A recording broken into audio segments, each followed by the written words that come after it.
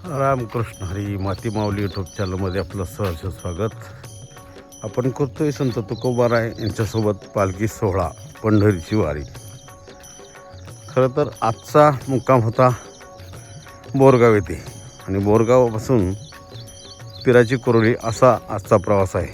परंतु आजचा हा व्हिडिओ आपण असा बनवत आहोत की बोरगाववरून पिराच्या कोरोलीला जाताना हायवे मार्गाचा वापर न करता अंतर्गत मार्गांचा वापर करून मधली काही गावं घेत जांभूड असा वगैरे भाग करत आपण हा व्हिडिओ करत आहे.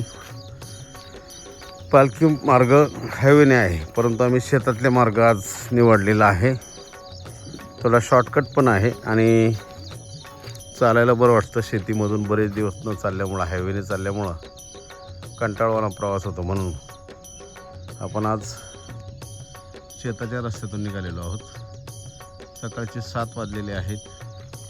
आमचे 5 किलोमीटर चालून झालेले आहे आणि ह्या रस्त्यावर दूध व्यवसाय मोठ्या प्रमाणावर आम्हाला दिसून आला. गोठे मोठ्या प्रमाणावर आहेत. पिकं संमिश्र पद्धतीची आहेत. शेवग्याची लागवड खूप आहे. त्यानंतर बोर, शेवगा, लिंबू, ऊस अशी नगदी पिकं या भागात घेतली जातात. आपण माळशिरस तालुक्यातील हा भाग कव्हर करतो आणि दुधाचा व्यवसाय बऱ्या प्रमाणात आहे. आपण समोर पण पाहू शकता एक आधुनिक पद्धतीचा मुक्त गोठा पाहायला मिळतो. माझे वारीवरील सर्व व्हिडिओ आपण माती माऊली या यूट्यूब चॅनलवर पहा. व्हिडिओ आवडले तर लाईक करा, शेअर करा आणि चॅनलला सबस्क्राईब करायला विसरू नका. रामकृष्ण. आपण इथं पाहू शकता या शेताच्या रस्त्यामध्ये अनेक गोठे आहेत आणि पश्चिम फ्रिजियन जातीच्या गाया आहेत. आता दूध काढण्याचं काम चालवलं आहे. सकाळी 7 वाजलेले आहेत. रामकृष्ण. आता एक स्थानिक भेटले. स्थानिकांच्या मते पुढे आपल्याला डोंगर दिसत असेल. डोंगर एवढा इथून दिसत नाही, पण त्या डोंगराच्या शेजारून तुकोबाराय जायचे असं सांगितलं जात असं त्यांचं मत आहे. म्हणजे आम्ही जो काही रस्ता निवडलेला आहे तो रस्ताही पारंपरिक पद्धतीचा, म्हणजे पारंपरिक पालखी मार्ग होता. परंतु आता हायवे झाल्यामुळे मळखांबी, तोंडले, बोंडले आणि नंतर पिराची कोरोली असा मार्ग झालेला आहे.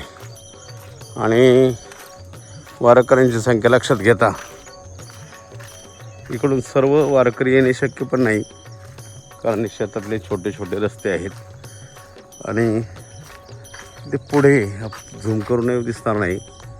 इथे भीमा नदी आहे. भीमा नदीच्या जवळूनच आम्ही चाललेलो आहोत. गुगल मॅपवर पाहिलं असता भीमा नदी जवळच आहे आणि पूर्ण बागायती पट्टा आहे. केळीची शेती आहे, शेवगाची शेती आहे, बोरांची शेती आहे आणि लिंबांची पण शेती आणि ऊस शेती ही मुख्य पिकं आहेत. आणि बाकी दुधाच्या धंद्यावर, दुधाचा व्यवसाय करणारे लोक खूप मोठ्या प्रमाणात दिसून येतात. चला व्हिडिओमध्ये असेच बनून राहा. हा व्हिडिओ खरं तर मजेशीर होणार आहे.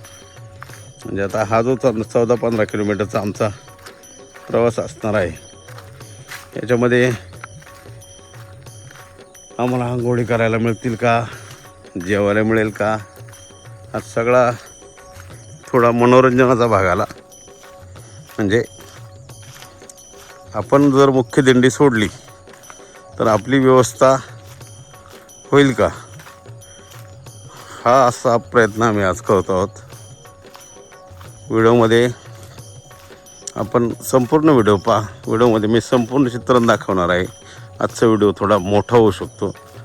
जर आपला तुकोबाराय माऊलीवर विश्वास असेल आणि आपण त्यांच्याबरोबर चालतो अशी भावना असेल तर जेवण किंवा आंघोळीला पाणी मिळणे या गौण गोष्टी आहेत. आपल्याला त्यांची परीक्षा नाही पाहिजे, परंतु हे उपलब्ध होऊ शकतं, पूर्ण मोठ्या समाजाला नाही, परंतु असे 4-5 जण जर आपण चाललो तर निश्चितपणे आपल्याला ते मिळू शकतं. माझ्यासमोर माझा सहकारी वर्ग चाललेला आहे. आम्ही 6 जण एकत्र चाललेलो आहोत आणि 6 जणांचा आमचा विचार आहे आता पिराची कुरोली मधल्या मार्गे, बोरगाव ते पिराची कुरोलीचा प्रवास मधल्या मार्गे कसा करायचा. चला, बोरगाववरून आम्ही निघाल्यानंतर मधल्या मार्गाने ज्यावेळेस आम्ही आलो त्यावेळेस या कुटुंबामध्ये आम्हाला जेवणाची सोय झाली. खरं तर तुकोबाराय पालखी सोहळ्याबरोबर ज्यावेळेस आपण चालतो त्यावेळेस जेवणा खाण्याचं भान राहत नाही, परंतु ही सगळी मंडळी आसपासच्या गावातली जी असतात ती वारकऱ्यांची कायम सेवा करत असतात. त्यापैकीच हे एक कुटुंब आहे आणि त्यांनी आमची जेवणाची उत्तम व्यवस्था केलेली आहे. आणि त्यांच्या बोलण्यातून असं आलं की ज्या दिंड्या आहेत पूर्वीच्या काळी इथूनच जायचे, ज्या मार्गाने आम्ही आत्ता आलेलो आहोत. आता ह्या मावशी आपल्याला त्याबद्दल थोडीशी माहिती देत आहेत. मावशी सांगा, कुठून जायच्या दिंड्या? असेच बोरगावावरून अशा रानातनं तशाच महादेवापासून असेच कुरवलेला. तुम्ही पाहिल्यात लहानपणी? लग्न झाल्या लहानपणी यांनी लग्न झाल्यापासून पाहिलेले आहेत. तिकडून दिंड्या जायच्या. आम्ही ज्या मार्गाने आत्ता आलो त्या मार्गानेच दिंड्या जायच्या. आणि या कुटुंबाचं आडनाव काय तुमचं? एक मारुती कदम जे आहेत त्यांनी आमची जेवणाची उत्तम व्यवस्था केली, त्याबद्दल त्यांचे खूप खूप आभार. असाच व्हिडिओ पुढं पाहत राहा. मी पिराच्या कुरोलीपर्यंत आपल्याला या संपूर्ण व्हिडिओमध्ये हा जो प्रवास आमचा मधून आहे, पालखी मार्ग खरं तर आता हायवे झाल्यामुळं पालखी मार्ग लांबून गेलेला आहे. पूर्वीच्या काळी याच मार्गे दिंड्या, बहुतांशी दिंड्या पिराच्या कुरोलीसाठी यायच्या. व्हिडिओ पाहत राहा आणि चॅनलला सबस्क्राईब करा.